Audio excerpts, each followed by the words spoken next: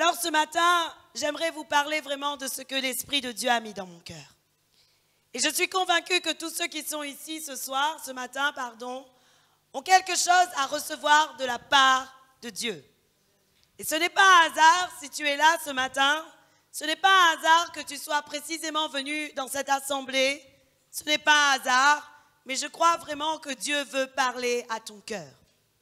Et comme je vous disais tout à l'heure, Église, parfois je nous trouve, excusez-moi l'expression, je nous trouve un peu mous. Et vous savez, Dieu ne veut pas que nous soyons mous. Dieu veut que nous soyons actifs. Dieu ne veut pas que nous soyons paresseux. Dieu veut que nous travaillions. Dieu ne veut pas que nous restions sans rien faire. Mais la Bible dit que tout ce que tes mains trouvent à faire, fais-le. Et je crois vraiment que nous sommes dans un temps où Dieu veut que son peuple travaille pour son royaume. Où Dieu veut que son peuple commence à se lever. Où Dieu veut que son peuple prenne conscience qu'il a une part dans l'œuvre de Dieu. Et alors peut-être que certaines fois ou auparavant, beaucoup t'ont dit, ce n'est que les pasteurs qui ont le droit d'imposer les mains. Ce n'est que les pasteurs qui ont le droit d'apporter la parole. Ce n'est que les pasteurs qui ont le droit de délivrer. Ce n'est que les pasteurs qui ont le droit de chasser les démons. Et moi je te le dis, la Bible ne dit pas que ce n'est que les pasteurs qui peuvent le faire. La Bible dit, à ceux qui ont cru, à ceux qui ont entendu, il leur a donné le droit de devenir enfants de Dieu. Et la Bible dit encore dans Marc 16, voici ceux qui accompagneront ceux qui auront cru. Ils imposeront les mains aux malades et les malades seront guéris. Amen. Et j'aimerais vous dire, Église, que nous tous ici présents, nous avons une part à faire pour Dieu. Même si tu viens pour la première fois, je te le dis, tu as une part à faire pour Dieu. Mais tu as ta part à faire pour Dieu. Comme moi j'ai ma part, tu as aussi la tienne. Amen.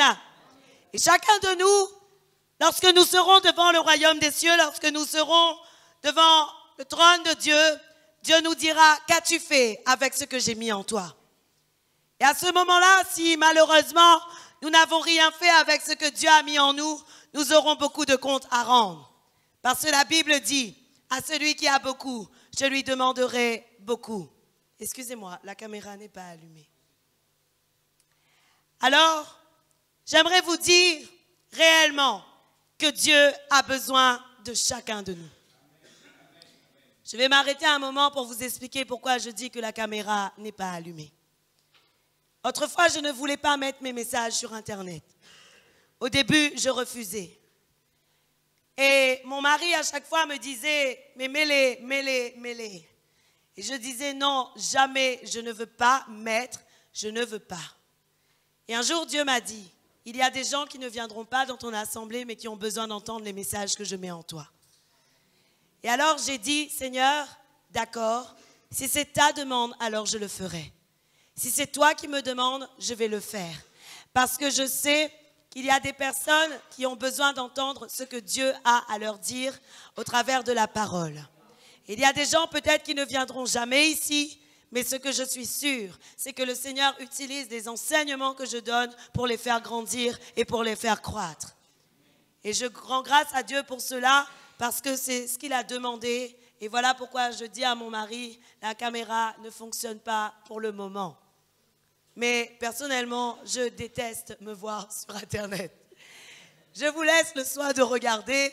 Moi, quand la vidéo est publiée, je ne la regarde plus. Amen. Amen. Voilà.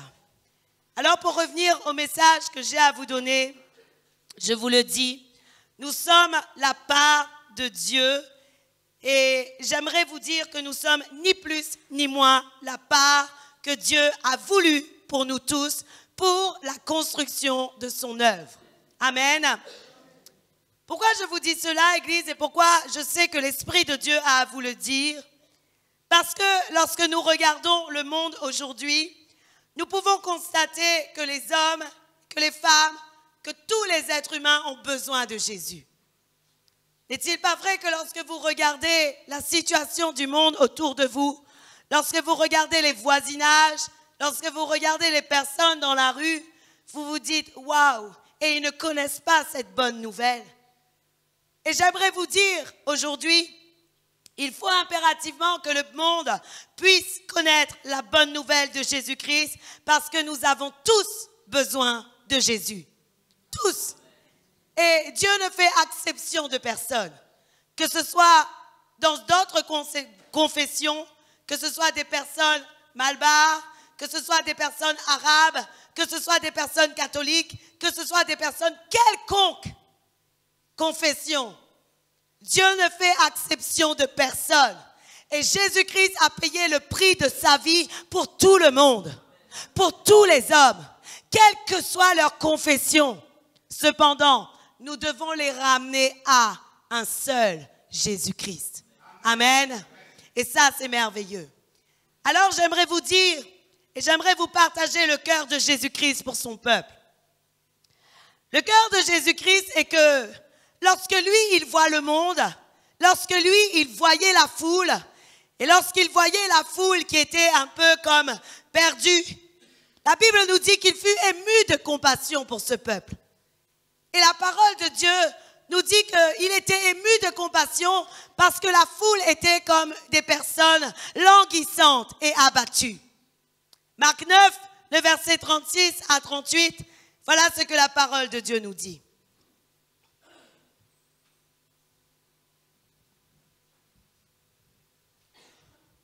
Je crois que ce message va toucher vos cœurs aujourd'hui.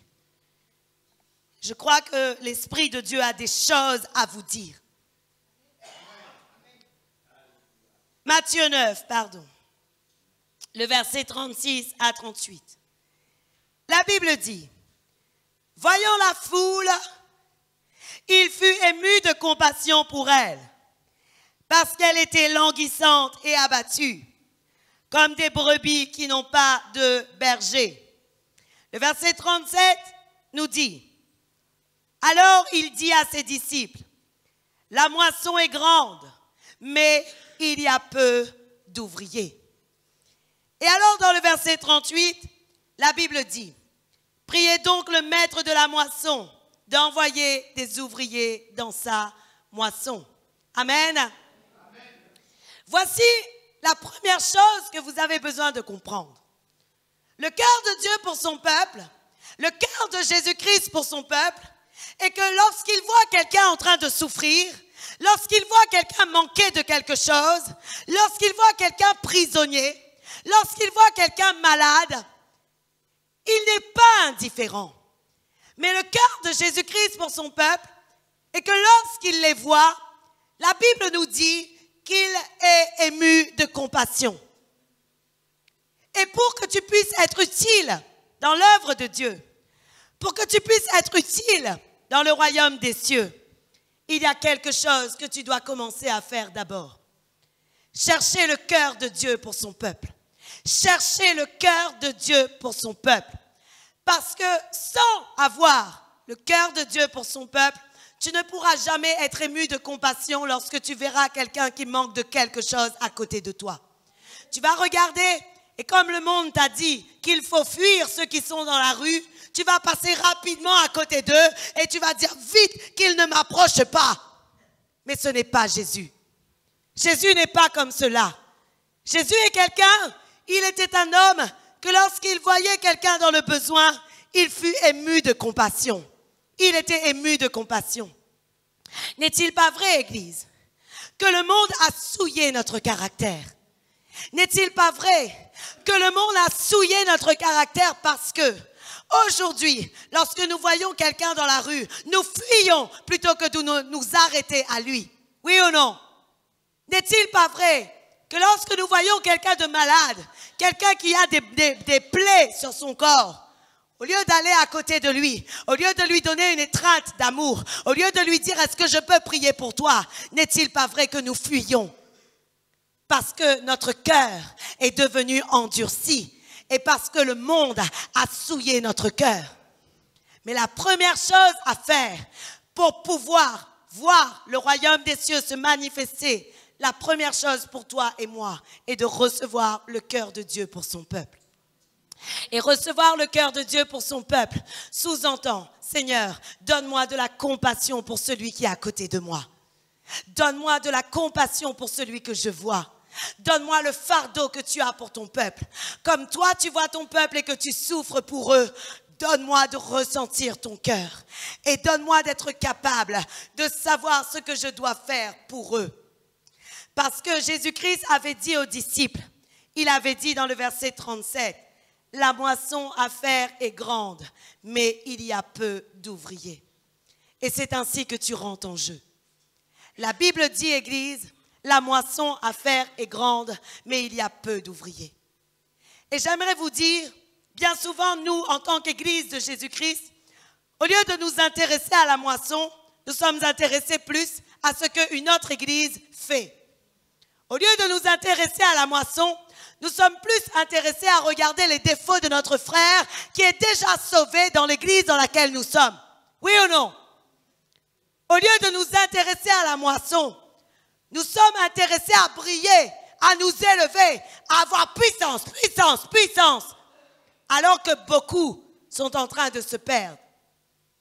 Et aujourd'hui, Jésus-Christ a dit aux apôtres, il a dit la moisson à faire est grande, mais les ouvriers sont peu nombreux. Et j'aimerais vous dire aujourd'hui, le nombre que nous sommes, je prie que nous devenions des ouvriers pour la moisson de Dieu. Et j'aimerais t'appeler aujourd'hui, j'aimerais appeler à ton cœur, parce que si tu es là ce soir, si tu es là ce matin, c'est parce que je veux te dire, et l'Esprit de Dieu veut te dire, il y a beaucoup à faire pour le royaume des cieux, il y a beaucoup à faire pour l'œuvre de Dieu. Beaucoup de personnes sont en train de mourir, beaucoup de personnes sont en train de se perdre, et Dieu a besoin de toi. Dieu a besoin de toi. Et vous savez ce qui est merveilleux, c'est que dans le verset 38, la Bible nous dit que Jésus-Christ a dit aux disciples, priez le maître de la moisson d'envoyer des ouvriers dans sa moisson. J'aime à dire, Église, que je suis le fruit de la prière des apôtres. J'aime à dire que si aujourd'hui je suis levé, que si aujourd'hui je me lève et que je veux que ma lumière brille, que si aujourd'hui je me suis réveillée et que si aujourd'hui j'ai décidé de servir le Seigneur, c'est parce que les apôtres avaient prié pour moi. Oui, parce que la Bible nous dit, priez donc le maître de la moisson d'envoyer des ouvriers dans sa moisson. Alors bien sûr, les apôtres n'ont certainement pas dit, Seigneur, qu'Aurélie se lève. Ils ne me connaissaient pas. Mais cependant, ils ont prié et ils ont dû prier et dire au Père, Père, envoie des ouvriers pour la moisson, parce que toi tu connais qui tu vas élever, parce que toi tu connais de qui tu vas te servir, parce que toi tu connais qui est capable de répondre à cet appel, parce que tu le sais, alors envoie-les. Et j'aimerais vous dire aujourd'hui, vous tous qui êtes là, je crois que tous ceux qui vont décider de se lever, tous ceux qui vont décider de prendre position pour Jésus ce matin, seront le fruit de la prière des apôtres. Amen. Et je crois, Église, que Dieu veut que tu te lèves ce matin. Je vous ai donné ce verset avant de commencer le message, sans savoir que l'Esprit de Dieu allait me conduire comme cela dans le message. Et le verset que je vous ai donné était Isaïe 60, le verset 1er. Et ce verset consiste à dire, lève-toi et brille. Lève-toi, sois éclairé et brille. Ce verset dit, lève-toi, sois éclairé car ta lumière arrive et la gloire de l'Éternel se lève sur toi. Et je vous ai dit tout à l'heure que dans la version français Martin, la Bible dit, lève-toi. Ce n'est pas celle-là, laisse l'autre. Français Martin. La Bible dit, lève-toi, sois éclairé, lève-toi, brille, car ta lumière est venue. Dans la version français Martin, la Bible dit, car ta lumière est venue. Autrement dit, la lumière est déjà sur toi. Et maintenant, tu n'as plus qu'une chose à faire. Décider de te lever et décider de dire, Seigneur, j'ai envie d'être ta servante, j'ai envie de devenir ton serviteur, j'ai envie de travailler pour cette moisson parce que je comprends que ta moisson a besoin de moi. Et si je ne me lève pas, malheureusement, beaucoup de ton peuple vont se perdre. Amen. Aujourd'hui, j'aimerais vous dire, Église, nous sommes tous une part bien spécifique que Dieu a placée dans le corps du Christ. Et j'aimerais vous le dire, dans le corps du Christ, il y a de la place pour tout le monde. Dans le corps du Christ, il y a de la place pour tout le monde. Nous n'avons pas tous les mêmes dons, nous n'avons pas tous les mêmes talents, nous n'avons pas tous les mêmes ministères, mais si nous sommes tous différents, c'est pour que le corps du Christ fonctionne correctement et c'est pour que le royaume des cieux avance correctement. J'aimerais vous le dire aujourd'hui, entendez bien ce que je dis, parce que beaucoup de personnes, malheureusement, ils entrent dans les rivalités. Ils entrent dans les jalousies, ils entrent dans les compétitions de ministère. Ça ne veut rien dire. Ça ne veut strictement rien dire que nous soyons dans la rivalité, que nous soyons dans les compétitions de ministère, que nous soyons dans la jalousie. Nous sommes tous différents. Mais ce qui est sûr, c'est que comme Dieu a besoin de moi, Dieu a besoin de toi. Et ce que toi tu as, moi je n'ai pas. Et ce que j'ai, tu n'as pas non plus. Et si je ne suis pas là, tu ne peux pas recevoir ce que Dieu a mis en moi pour toi. Mais de même, si toi tu n'es pas là, je ne peux pas recevoir ce que Dieu a mis en toi pour moi.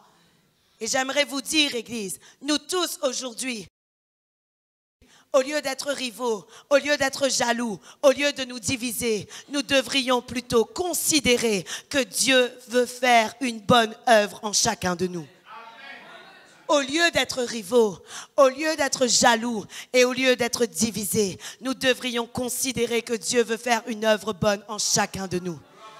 Vous savez, Église, je le dis à vous, mais je le dis à toutes les églises qui écoutent mes messages. Arrêtez de diviser le corps du Christ. Arrêtez de le faire. Arrêtez de le faire. Parce que le corps de Christ n'est pas divisé.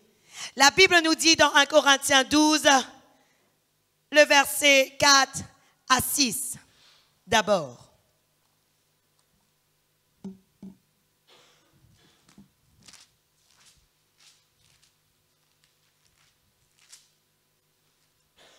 Je vais prendre un exemple concret.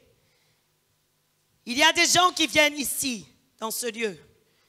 Ils ne sont pas dans notre communauté et pourtant ils participent au culte. Ils participent parfois à des soirées avec nous. Et vous savez, je rends grâce à Dieu pour ces visiteurs. Parce que je sais que les visiteurs nous fortifient. Je sais que les visiteurs peuvent nous bénir. Et je sais que nous aussi nous bénissons les visiteurs. Et ça, c'est merveilleux, Église. Oui ou non? Et je sais que lorsqu'un visiteur est là, Dieu a à parler à son cœur aussi. Et je sais que lorsqu'il est là, Dieu va peut-être compléter sa foi et Dieu va peut-être changer sa manière de considérer les choses et comprendre que peut-être que nous tous ensemble, nous pouvons vraiment voir l'œuvre de Dieu avancer. Oui ou non? Mais voilà le problème. Savez-vous ce qui s'est passé, Église? Nous pouvons prêcher l'unité. Nous pouvons prêcher réellement, selon la parole de Dieu. La Bible dit dans 1 Corinthiens 12, le verset 4. Il y a diversité de dons, mais le même esprit. Diversité de ministères, mais le même Seigneur. Diversité d'opérations, mais le même Dieu qui opère tout en tous. Le verset 7 nous dit, or à chacun, la manifestation de l'esprit est donnée pour l'utilité commune. Je vais vous parler d'un problème qui réside dans le corps du Christ. La Bible est claire.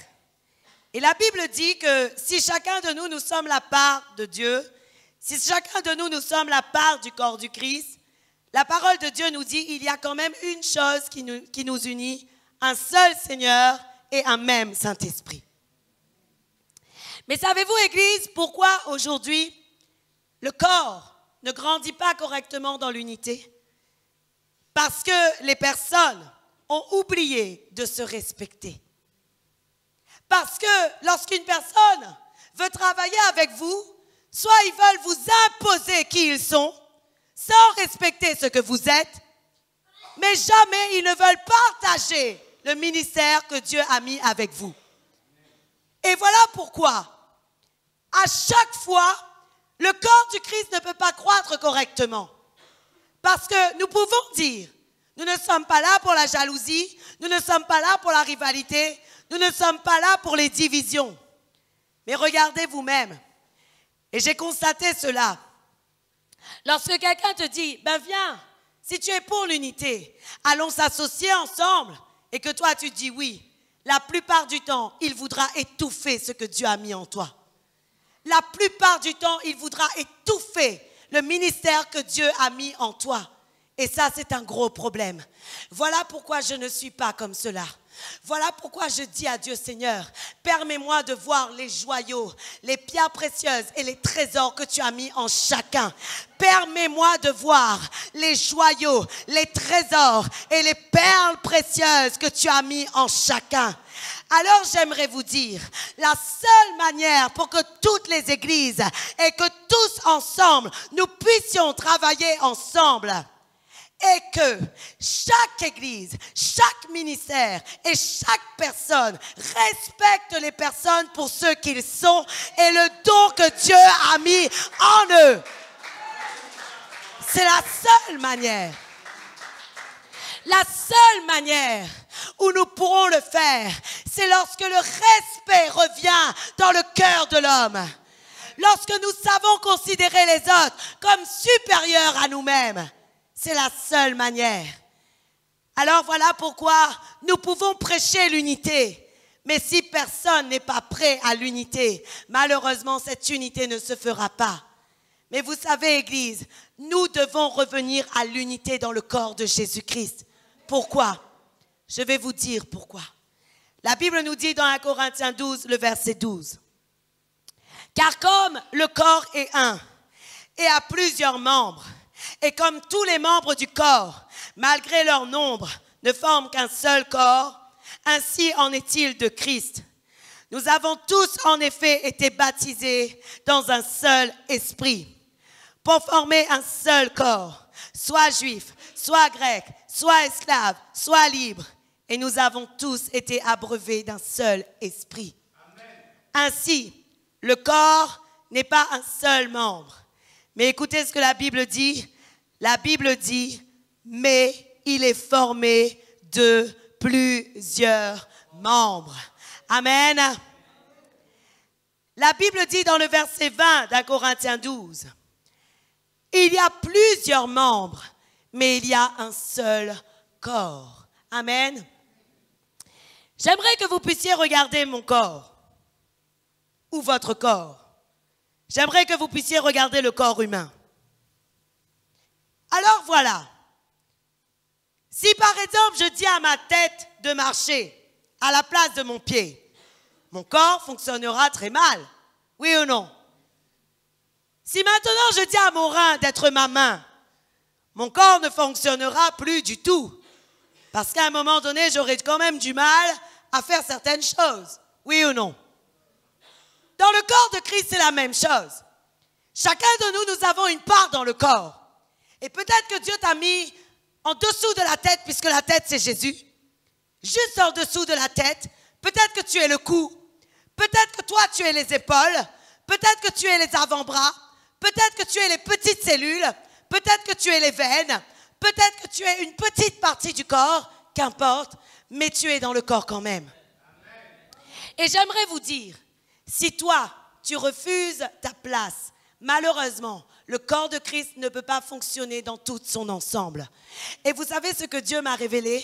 Dieu m'a révélé que si aujourd'hui le réveil ne s'est pas encore fait, c'est parce que son corps est très divisé.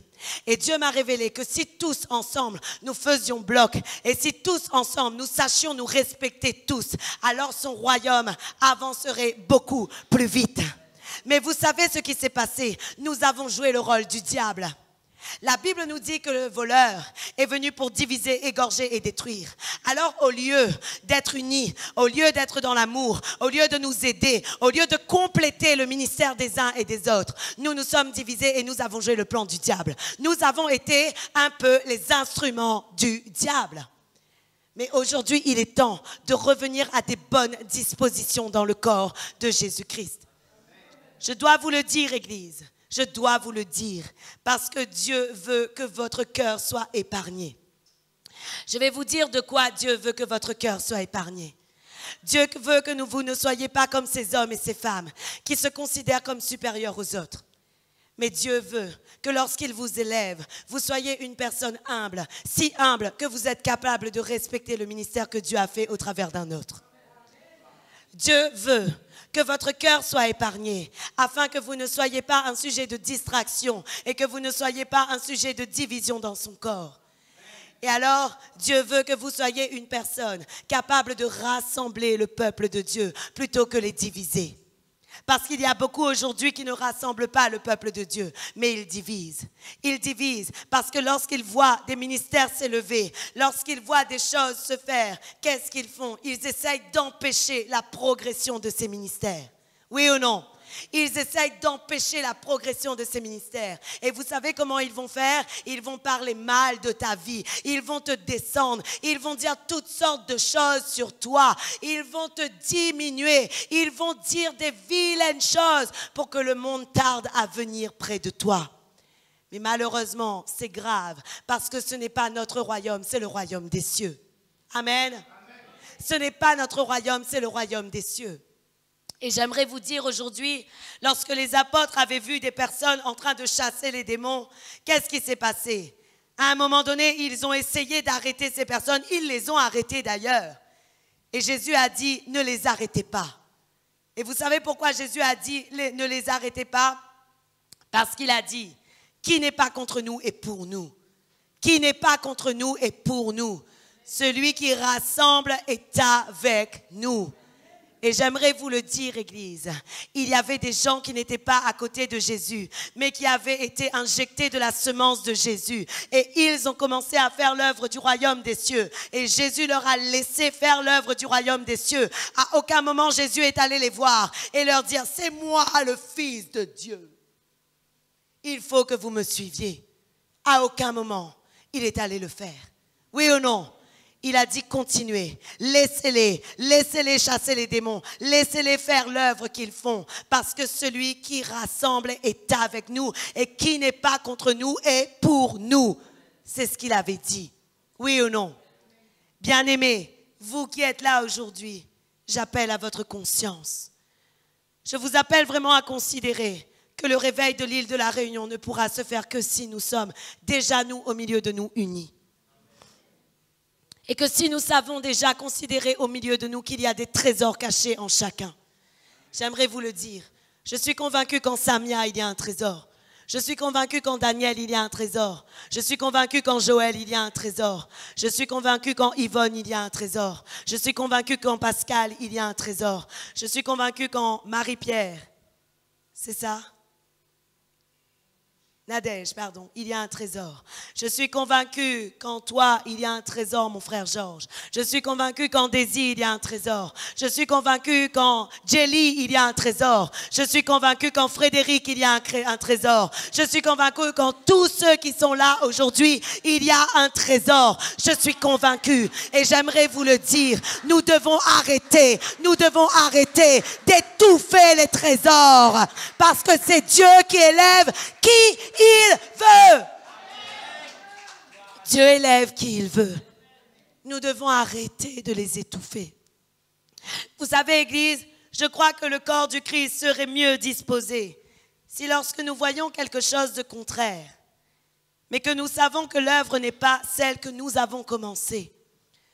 Je suis convaincue que l'œuvre de Dieu et que le royaume des cieux et le corps du Christ seraient plus efficaces si lorsque nous voyons quelque chose de contraire, au lieu de critiquer, nous soyons de ceux qui nous disons en nous-mêmes, comment pourrais-je faire pour faire que cette œuvre progresse? Qu'est-ce que je pourrais les apporter? Qu'est-ce que je pourrais faire dans leur vie? Qu'est-ce que je pourrais leur apprendre? Qu'est-ce que je pourrais leur enseigner? Qu'est-ce que je pourrais leur partager? Mais sans orgueil, avec humilité. Avec humilité. Parce que vous savez, Église, lorsque nous sommes orgueilleux, les gens ne nous écoutent pas.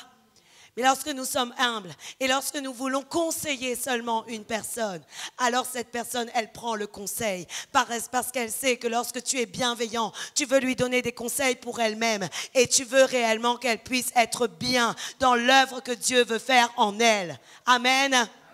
Aujourd'hui, Église, j'appelle à votre conscience et je vous demande vraiment de considérer que l'œuvre de Dieu doit être construite par nous tous. L'œuvre de Dieu doit être construite par nous tous. Et aucun de nous n'est supérieur. Aucun de nous n'est au-dessus. Savez-vous pourquoi Jésus-Christ a pris la place de la tête? Afin que personne d'entre nous ne s'élève sur l'un et sur l'autre. Mais la réalité des choses est qu'il y a déjà une maladie dans le corps de Christ. Beaucoup ont pris la place de la tête. Ils ont oublié que la place de la tête appartenait à Jésus. Oui ou non? Cette maladie est déjà présente dans le corps de Christ. Cette maladie est déjà présente dans le corps de Christ. Et voilà pourquoi le corps ne fonctionne pas correctement. Et voilà pourquoi certaines églises, certaines assemblées meurent. Parce que la tête n'est plus Jésus, mais la tête est eux-mêmes. La tête n'est plus Jésus, la tête est l'homme. Et aujourd'hui, je vous le dis, la tête doit appartenir à Jésus. La tête doit appartenir à Jésus. Si vous êtes dans mon assemblée aujourd'hui, dans cette assemblée, je vous le dis, la tête est Jésus. Moi, je suis le bas du cou. Moi, je suis le bas du cou. Mais la tête ici, c'est Jésus. Moi, je suis le bas du cou. Oui, c'est comme cela. Parce que personne ne peut prendre la place de Jésus-Christ. Un seul doit conduire les choses. Savez-vous encore pourquoi beaucoup ne se disposent pas dans la part que Dieu a réservée pour lui? Parce que beaucoup veulent s'élever comme lui, il veut, mais il ne veut pas s'élever comme l'Esprit de Dieu veut qu'il s'élève. Et alors, comme il veut s'élever comme lui, il veut. Malheureusement, il fait tout ce qu'il veut pour être glorifié, pour être élevé, alors que Dieu veut que ce soit le Saint-Esprit qui t'élève au moment voulu.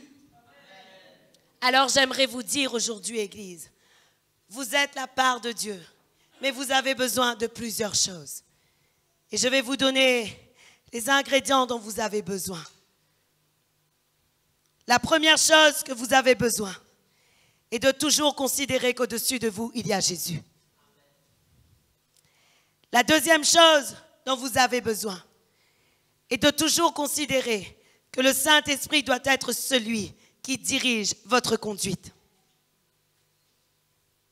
La troisième chose que vous avez besoin est de mourir à vous-même, afin que l'Esprit de Dieu puisse prendre totalement le contrôle de vos vies. La quatrième chose que vous avez besoin de laisser le Saint-Esprit travailler votre caractère. Et vous avez besoin de ne plus être dans l'orgueil, mais d'être dans l'humilité. Car la parole de Dieu dit, l'humilité précède la gloire. L'autre chose encore que vous avez besoin de respecter tout un chacun. L'autre chose que vous avez encore besoin, vous avez besoin de considérer les autres comme supérieurs à vous-même. Et l'autre chose que vous avez besoin encore est de vous considérer comme des pierres précieuses et que vous avez la possibilité d'améliorer et de faire bénéficier à d'autres ce que Dieu a mis en vous. Voilà ce dont vous avez besoin pour que le corps de Christ fonctionne correctement. Et nous avons tous besoin de cela. Lorsque nous comprenons cela, nous pouvons dire oui, le corps de Jésus-Christ va être disposé tous pour sa part et là où le Seigneur veut qu'il soit. Mais tant que nous ne sommes pas dans ces dispositions-là, malheureusement, Église, j'aimerais vous le dire, le corps de Christ va encore retarder afin d'avancer comme il devrait avancer. Avez-vous déjà regardé un corps? Lorsqu'il vous manque une jambe, vous avez du mal à marcher. Je vais vous faire. C'est un peu dur. Oui ou non? Lorsque j'ai un peu du mal et que j'ai mal à ma jambe, j'ai un peu du mal à marcher. Lorsqu'il me manque une main, je ne peux pas écrire. Lorsqu'il me manque mes reins, malheureusement mon transit ne peut pas fonctionner normalement. Je vous montre ce corps physique parce que je sais que dans le corps spirituel, c'est pareil. Tant qu'il manque des membres, le royaume des cieux ne peut pas avancer correctement. Tant qu'il manque des membres, le royaume des cieux ne peut pas avancer correctement. Et tant que nous ne sommes pas disposés à la place que Dieu veut nous disposer, le royaume des cieux ne peut pas avancer correctement. Et nous avons besoin de le comprendre. Comprenez ceci. Arrêtez de faire les durs. Arrêtez de faire la sourde oreille. Humiliez-vous sous la main puissante de Dieu et considérez que je dois prendre ma place, celle que Dieu a prévue pour moi. Et je ne dois pas aller sur la place de l'autre. Parce que quand ma main vient pour m'étouffer, elle n'est plus dans son fonctionnement normal. Oui ou non? Et j'aimerais vous le dire aujourd'hui, nous devrions tous être dans notre fonctionnement normal. Aujourd'hui, le corps de Christ n'est pas dans son fonctionnement normal. Non, il est au ralenti. Malheureusement, je considère aujourd'hui que le corps de Christ est un peu paralysé. Et vous savez pourquoi je le dis? Parce que si nous étions tous comme Dieu voulait que nous soyons, le réveil serait déjà présent. Le réveil serait déjà présent. Savez-vous pourquoi au temps d'Actes des Apôtres, il y avait la manifestation de puissance de la gloire de Dieu? Parce que tous les apôtres travaillaient ensemble en collaboration. Et vous savez, lorsqu'il y avait un manque dans le corps de Christ, par exemple, je vous avais déjà parlé de cela, lorsque Paul allait à Éphèse et que Apollos était déjà arrivé à Éphèse, et lorsque Paul avait considéré qu'il manquait le baptême du Saint-Esprit à Éphèse, Paul a posé cette question aux Éphésiens. De quel baptême avez-vous reçu? Et les Éphésiens ont répondu, nous avons reçu le baptême d'eau, le baptême de Jean. Paul n'a jamais dit, vraiment Apollos il a fait du mauvais travail. Vraiment Apollos il ne connaît rien. Vraiment comment Apollos n'a-t-il pas pu parler du Saint-Esprit? Non. Paul a regardé à ces choses et il leur a parlé du Saint-Esprit afin qu'ils puissent être baptisés et d'eau et du Saint-Esprit. Qu'est-ce que Paul a fait? Paul n'a pas dénigré le travail d'Apollos parce que le travail d'Apollos en lui-même était bon. Mais qu'est-ce qu'il a fait? Il a complété ce qui manquait encore au travail d'Apollos. Oui ou non? Il a complété ce qui manquait au travail d'Apollos. Et nous tous ici, nous devrions être complémentaires. Nous devrions tous commencer à devenir des complémentaires. Qui veut être complémentaire avec moi? Qui? Nous devrions tous être complémentaires. Vous savez, je vais me battre pour que le royaume des cieux soit complémentaire. Et je prie Dieu que tout le monde puisse entendre ce genre de message. Savez-vous, Église, lorsque nous sommes allés évangéliser, des personnes ont commencé à nous dire, mais qui vous êtes? Je leur disais, nous sommes chrétiens. Et à ce moment-là, ils disaient, mais de quelle confession êtes-vous? Êtes-vous de l'assemblée? Êtes-vous de la mission? Êtes-vous? Je leur disais, nous sommes chrétiens. Dans la parole de Dieu, il est écrit chrétien. Il n'est pas écrit catholique, il n'est pas écrit protestant, il n'est pas écrit évangéliste, il n'est pas écrit adventiste, il n'est pas écrit mission salut guérison, il n'est pas écrit pentecôtiste, il n'est pas écrit cela, il est écrit chrétien. Et parfois, lorsque je disais cela, les personnes commençaient à se dire, oui, mais vous devez être quelque chose. Je leur ai posé cette question et je leur ai dit, monsieur, l'Assemblée de Dieu a-t-il payé le prix pour toi sur la croix? À un moment donné, il m'a regardé et il m'a dit, ben non, c'est Jésus. Je lui ai dit, alors voilà, aujourd'hui, si nous sommes dans la rue, nous ne sommes pas là pour annoncer notre église. Nous ne sommes pas là pour dire aux gens, viens chez nous. Nous sommes là pour annoncer Jésus-Christ. Nous sommes là pour annoncer Jésus-Christ. Parce que le seul qui est capable de faire grandir les choses et le seul qui est capable de faire avancer son royaume des cieux, c'est Jésus. C'est le seul. Maintenant, qu'est-ce qu'il se passe? Dieu rassemble son peuple dans une assemblée, une même assemblée. Il va donner à son peuple une même vision. Et vous savez, Église, lorsque nous sommes sous la conduite de l'Esprit de Dieu, je suis convaincue que la vision que Dieu me donne, il est capable de donner à un autre pasteur dans une autre Église au même moment. Au même moment, si le corps de Christ est bien disposé, la vision que Dieu me donne, il est capable de donner à un autre pasteur dans une autre Église à un même moment. Et nous tous, nous sommes capables de faire bloc ensemble pour voir le royaume des cieux avancer ensemble. Oui, parce que nous sommes tous unis d'un seul Saint-Esprit. La Bible dit dans 1 Corinthiens 12, le verset 4, « Il y a diversité de dons, mais le même Esprit. Diversité de ministères, mais le même Seigneur. Diversité d'opérations, mais le même Dieu qui opère en tous. » Amen. Je ne comprends pas aujourd'hui que beaucoup d'assemblées, nous sommes au lieu d'être unis, nous sommes divisés. Je ne comprends pas aujourd'hui que beaucoup d'assemblées, au lieu d'avoir tous la même vision, nous sommes là en train de regarder l'un et l'autre. Vous savez, je vois aujourd'hui, il y a des gens, au lieu de travailler pour le royaume des cieux, ils passent leur temps à nous critiquer. Ils passent leur temps à nous critiquer. Mais j'ai envie de leur dire, et j'ai envie de parler à ceux qui nous critiquent, tournez la tête vers Jésus. Parce que lorsque vous allez tourner la tête vers Jésus, vous allez voir que Jésus a une mission pour vous plus grande que de me critiquer. Parce que Jésus ne vous donnera jamais de me critiquer, jamais. Jésus vous donnera d'aller travailler pour son œuvre et travailler pour son royaume. J'aimerais vous le dire aujourd'hui. Si vous entendez quelqu'un nous critiquer, dites-lui, mais toi, qu'est-ce que tu fais dans le corps de Christ? Mais toi, qu'est-ce que tu fais dans le corps de Christ? Qu'est-ce que tu fais dans le corps de Christ? Parce que si ta vie consiste à parler sur Pasteur Aurélie ou autre, ça ne sert strictement à rien. Oui! Il faut que ta vie serve à travailler pour l'œuvre de Dieu. Et je vous le dis à tous ici, je vous le dis, soyons des collaborateurs de l'œuvre de Dieu. Soyons des complémentaires les uns les autres. Soyons tous complémentaires, soyons collaborateurs, mais ne soyons jamais dans la division, dans la rivalité et dans la jalousie.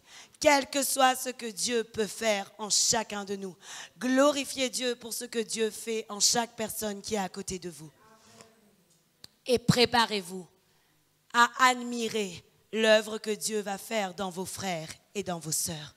Parce que je suis convaincue que si aujourd'hui tu as pris conscience qu'il y a beaucoup de moissons à faire dans l'œuvre de Dieu, Dieu va t'élever et Dieu va t'utiliser.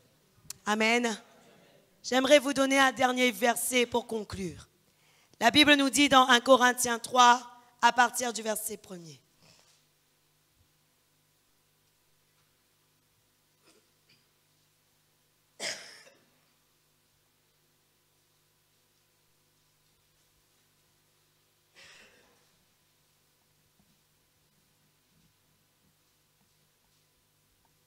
La Bible dit,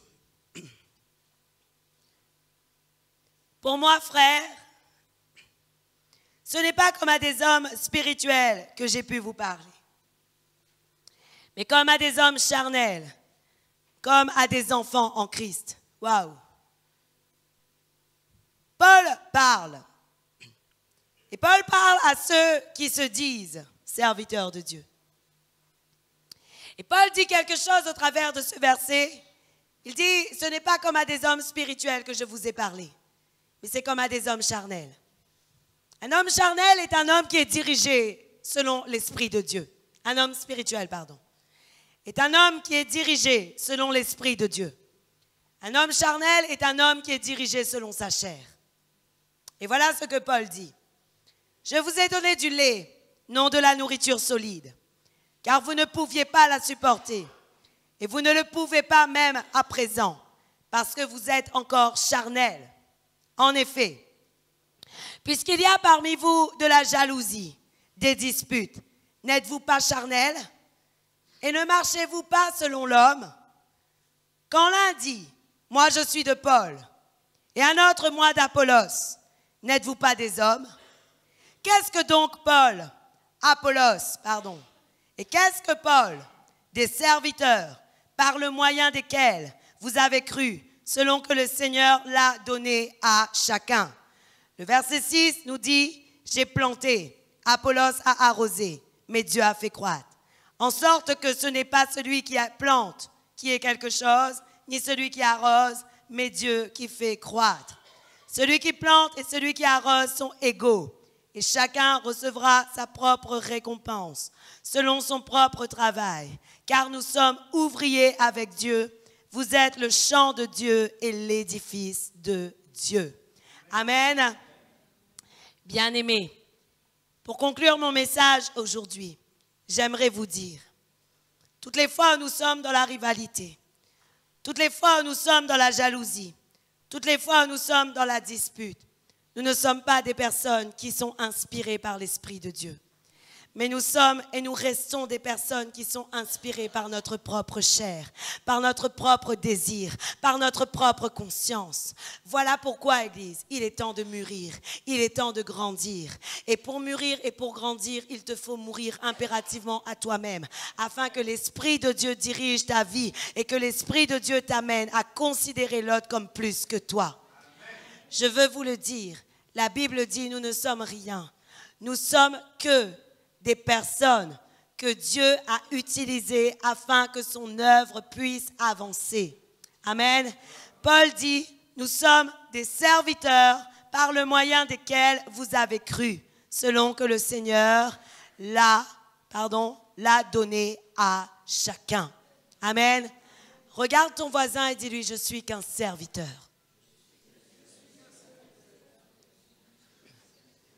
Pour les femmes, dites, je ne suis qu'une servante.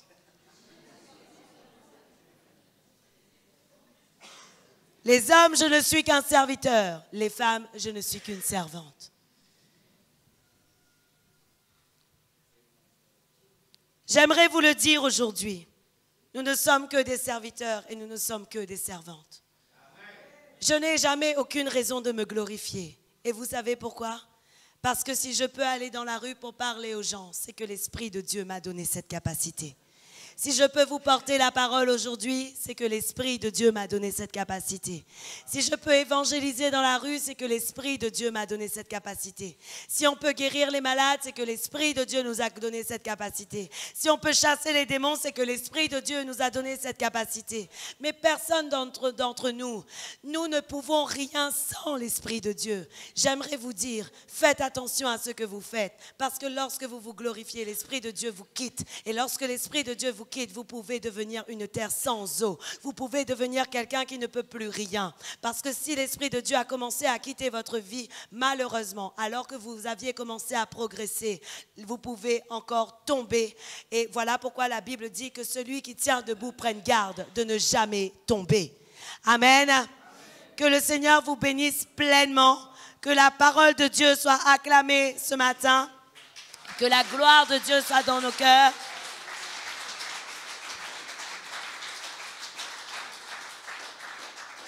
Et que vous puissiez considérer vraiment que vous êtes important. Savez-vous, Église, je vais vous parler. J'ai regardé cette semaine comment vous vous êtes tous comportés. Et vous avez vraiment des joyaux en vous. Je vous le dis. Chacun de vous, même si vous n'avez pas été là tous les jours à côté de nous, pour le peu que j'ai vu, et même ce que j'ai vu hier soir, il y a des joyaux en vous.